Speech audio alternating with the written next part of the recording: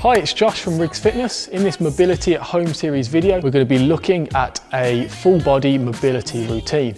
So before we go any further, it's worthwhile just spending a minute or two defining the differences between flexibility and mobility, because we often hear these terms used interchangeably when in fact they mean different things. So flexibility is the ability of muscles to lengthen to provide range of motion at a joint, whereas mobility is the range of motion we have at joint through active movements. If we look at our body, we know that some joints need mobility while others need stability. So this is an idea that's been around for quite a long time. So if we just work our way from the floor up, we know that our ankles need mobility, we know that our knees need stability, our hips need mobility, our lumbar spine, so our lower back needs stability, our thoracic spine, so our mid to upper back needs mobility, and then our glenohumeral joint, so our shoulder, needs stability as it's already a very mobile joint. So what we're going to do in this video is we're going to look at joints of our body that need mobility and just show you a couple of different exercises for each one that we can go through together to get some more mobility in those joints. So what we're going to do is we're going to begin with those ankles and we're going to begin with some calf pulses. So to do that, we're going to get ourselves into a push-up position. We're going to walk our feet up slightly, so we're making a triangle shape with our body and we're on the balls of our feet.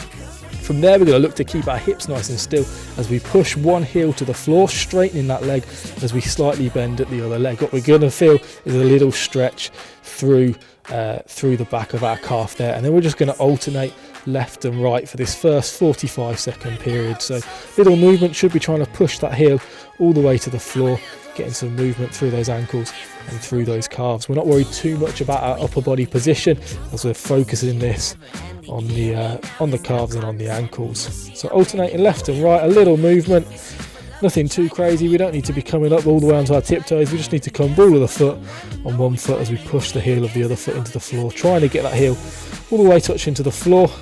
If you can't, just aim to get as close as you can and then just alternate left and right. That's for this first 45-second period or so. From then, we're still going to stay looking at our ankles.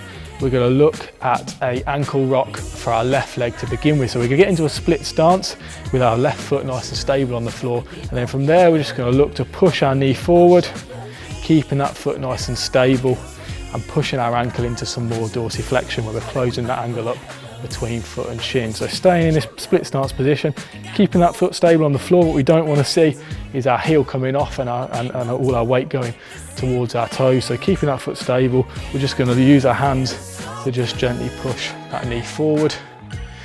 Aiming, as always, to keep that knee over our second toe. We don't want to be massively coming in or massively moving out with the knee. We just want to be staying nice and neutral, and we've got a nice straight line ankle, knee and hip through our body. Once we've spent 45 seconds on that left side, we want to move on to our right side. Again, we want to be pushing that knee over our second toe, so we want to avoid sort of knee valgus when that knee is coming in. So we want to stay heel nice and firmly fixed on the floor, and again we're looking at closing up the angle between the foot and the shin. So push it forward for a couple of seconds, bring it back, push it forward, keeping sort of a distribution of weight in our foot, sort of between our big toe, our little toe and our heel, so we don't want it all coming onto our tiptoes. Time for another rep or two in this position. So that's giving you a couple of exercises to address your ankle mobility. We're going to work our way up to our hips now, so that's our next joint that needs some more mobility than it might already have. So for this one, we're going to sit ourselves down with our feet just outside our hips, about shoulder width apart, in a position like so. We're then going to look to take our hips through full internal and external rotation, and we're going to do this through doing some 90-90 hip swivels or hip rotation. So we're going to bring both knees down to the left, aiming to get a 90-degree angle here and a 90-degree angle at that knee, and then we're going to bring them to the right. All the while, we want to be keeping our chest facing forward and just taking those knees through some full rotation at the hips, aiming to get, like I said, that 90-90 angle at both knees whilst keeping the chest facing forward. Pause for a couple of seconds in that fully internally and externally rotated position, and then just swivel yourself to the other side. Time to do a couple more on each side. So we've got one on this right side, one on this left, and then we'll just repeat that once more. And bringing it to the left. So that addresses internal and external rotation at the hip. The The next hip mobility exercise we're going to look at is a Spider-Man. So we're going to start in a push-up position for this. So we've got a nice straight line from our ankle to our shoulder, and then from there we're going to bring our foot and knee outside of our left elbow. And we're going to drop the hips as we do that. So if we bring the foot up, what's going to happen is our knee is going to follow. We're going to step back to that start position, and we're going to alternate left and right as we do this. So we're going to keep this lower body focus, keep this hip focus for the time being. There is a variation where you can add in some T-spine rotations, but for the purposes of this video, we just want to be spending it looking at the hips. You're going to feel a little bit of a stretch through that adductor, through that inner thigh area as you are performing this. Again, we want to be stepping into each position. We don't want to be jumping. We always want to have 3 points of contact with the floor. It's time to do one more on each side. So our left leg and then our right leg. And that addresses our hip mobilization exercises. So looking now at the third and final area where we need some mobility through our body, we're going to look at that thoracic spine, so that mid to upper back. So spending a lot of time sat down now, we know that it's going to shorten our hips, make our hips tight. We also need to make sure that we're nice and extended, but we have the ability to still extend through our T-spine to counteract all that sat hunched over positions at work from home stations. So to address this, we're going to look at two different exercises again, both looking at the rotation through that thoracic. So we're going to start in a quadruped position for this first exercise. So we've got our hand below our shoulder and our knees below our hips. We're going to rotate on our left hand side. So we're going to reach under and across. We're going to bend at that front elbow as we do so.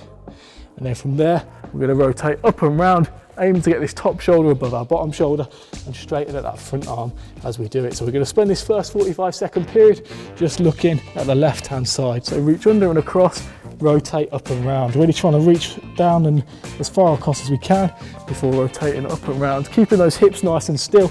Remember, we just want to generate that rotation from our mid to upper back. We don't want it to be coming to our lumbar spine or our lower back.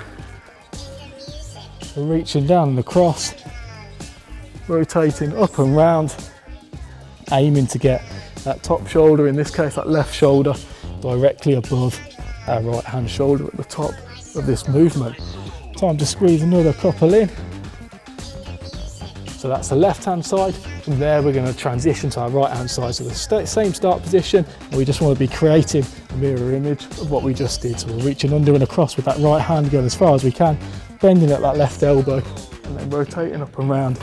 This time looking to get that right shoulder directly above that left shoulder if you're a little bit more mobile in this area than I am. We're working our way smoothly through these, reaching down across and rotating up and round. Another 10 seconds or so. So we'll just squeeze a couple more reps in, generating that rotation through our T-spine. So the final exercise in this mobility sequence is going to be a sideline rotation. So again, we're going to be looking at addressing that rotation capacity through our T-spine. So to set up for this, we want to be lying on our right hand side, bringing our left knee up in line with our hip, keeping our right leg nice and straight. From there, we're going to pop ourselves down with our right hand in line with our right shoulder. We're going to have our hands touching as our start position, and then we're just going to look to open the book from there, keeping those arms in line and keeping that left knee in contact with the floor. So the hip should be nice and still, the left knee should be nice and still. What we don't want to be doing is ending up generating that rotation through our hips and through our lower back. So just working that sort of open the book position, sideline rotation, keeping left knee in contact with the floor. Ideally we want that left hand to be touching the floor as we rotate round. Don't worry too much if you can't get that sort of range at the minute. Just try and go a little bit further with each rotation. Spent about 45 seconds on that left side.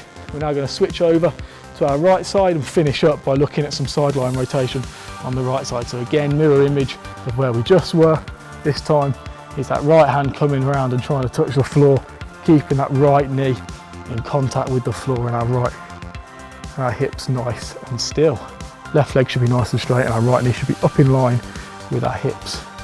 Nice slow controlled movements as we're doing these. It's all about quality, not quantity. So we don't really care how many reps we're getting in as long as each rep is nice and good quality. Time to squeeze in a couple more. There we go, guys, coming out of that position. So just to quickly recap, some of the joints in our body need mobility, some need stability. In today's video, we looked at those that need mobility. So we looked at ankles, we looked at hips, and we looked at our thoracic spine, looking at a couple of different mobilization drills you could do for each area. As always, if you have any questions about the content we've put out there, just drop us a comment below and we'll be sure to get back to you. And if you haven't already, please subscribe to our YouTube channel.